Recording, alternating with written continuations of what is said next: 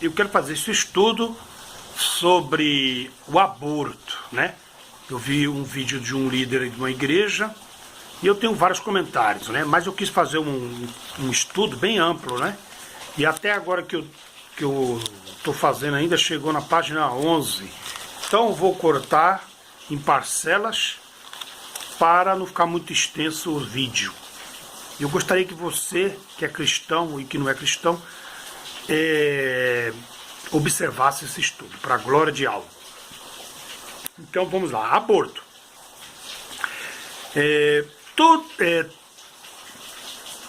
Tudo foi predestinado por Yahweh, e aos profetas foram dados escritos como profecias para os últimos dias, como no livro de Ezequiel, Isaías, Daniel e Apocalipse, e dos profetas pequenos.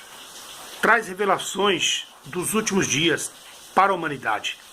E Alcha virá sobre as nuvens, todo olho verá, e os que transpassaram na morte ressuscitarão, e juntamente com os que estiverem vivos e salvos, subirão ao encontro de Yahweh nas nuvens. Yahweh falou que nos últimos dias se levantariam muitos falsos profetas e, se possível, enganariam até mesmo os eleitos de Alcha. Apareceria também muitos cristos se dizendo: está aí o Cristo, não deis crédito. Macron é chamado de Messias na França, ou Barack Obama também de Salvador na época. No Brasil, Bolsonaro é chamado de Messias, e entre tantos.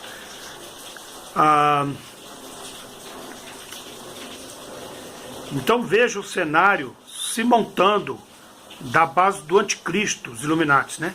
As 10 nações que governarão com o braço de ferro, com um regime ditador, por exemplo, a Alemanha crescendo o nazismo, o Brasil o nacionalismo, uma pirâmide Illuminati se formando. A base está quase pronta, faltando só o topo dela, o olho que tudo vê, entre aspas, o falso Messias que os judeus aguardam, e possivelmente o Trump irá apresentar a Israel como o falso Messias, alguém que ele escolher. Trump construirá o templo. Agora vamos lá. Ele construirá o templo, e o nome, e mesmo o mesmo templo que há 2000 anos atrás Yahshua disse para os sacerdotes, maçons e sionistas que Yahweh não habitava nele, mas nas pessoas que o adoravam em espírito e em verdade. Uma fé pura no Criador e na palavra. Interessante, né? Agora vamos lá.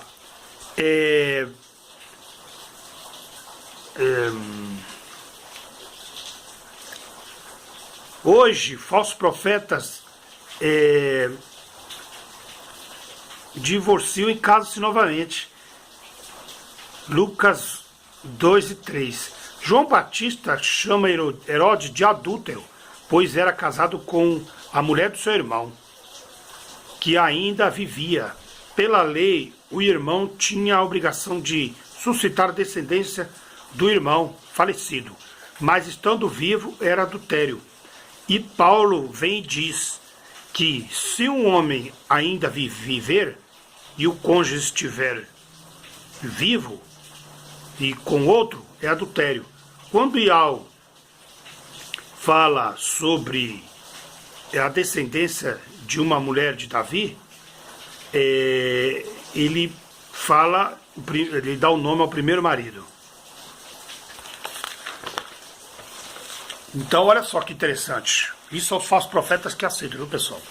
Então por isso que eu estou falando, o aborto tem a ligação com os falsos profetas. A política nos templos, o comércio, o mamon, que nada mais é do que o dinheiro, e trazendo tudo na velha aliança, como a arca, Jeremias 3,16, diz, para nem lembrarmos dela, pois uma nova e verdadeira aliança viria, E veio o sangue de Yahshua Mashiach. Hebreus 9:4. Só cego não vê claramente, pois ter lido o que... Onde está? Pois... Está escuro aqui. Pois, após ter lido o que Yahshua diz, veja, farão de vós negócios. O que é negócio? Não é comercializar? O comércio da fé, toma lá da cá, da barganha. Você recebe uma resposta, uma suposta cura dentro dos templos, mas logo tem que fazer parte do grupo, ser dizimista, e eles falam que é o dinheiro, quando na verdade não é. Sendo assim, mantimentos. Fiquei 22 anos na Igreja Universal, graças ao bom Pai Yal, minha consciência é tranquilíssima, porque eu sempre dei os meus dízimos lá e ofertas. Então, eu não transgredi essa lei lá. Então, depois meditando, eu procuro examinar melhor, e se eu quiser dar o dízimo para alguém, eu vou dar para uma pessoa ou para uma igreja simples, né? Então, vamos lá.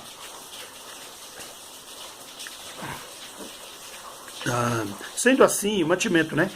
E o voto e a oferta, até os sacrifícios, negando ao Messias, que os resgatou na sua morte, voltando assim aos rudimentos da lei e saindo da graça, onde a graça é de graça receber, de graça dai. E Yahshua e os apóstolos não cobravam nada, nem dízimos, nem ofertas, mas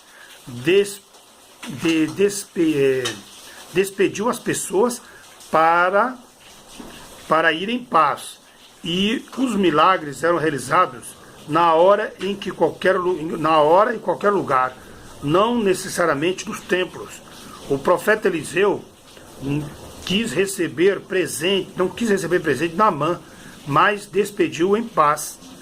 E a cada mal que sai tem o porquê. Se tomarmos para si após tal feito, a maldição recairá sobre aquele que pegou o bênção, né, o dinheiro, tomou, né? Naquele que recebeu. E Yahshua não mandou ninguém ir atrás de bens ou acumular riquezas na terra, mas os falsos profetas sim. O dízimo era para manter os levitas e não para enriquecer líderes religiosos. Como vemos nesses últimos dias, nenhum faz parte da tribo de Levi, já que pedem dízimos da lei, deveriam ser das tribos ou da tribo de Levi. Eles deturpam ou eles usurpam o povo leigo. Sobre o caminho, o Endro e Otelã, Yahshua estava vivendo na lei, e por isso falou desse modo sobre o dízimo. Mas que após morrer o testamento é válido. Esse testamento foi a graça no lugar da lei. Então eu paro por aqui esta primeira parte do aborto, amém?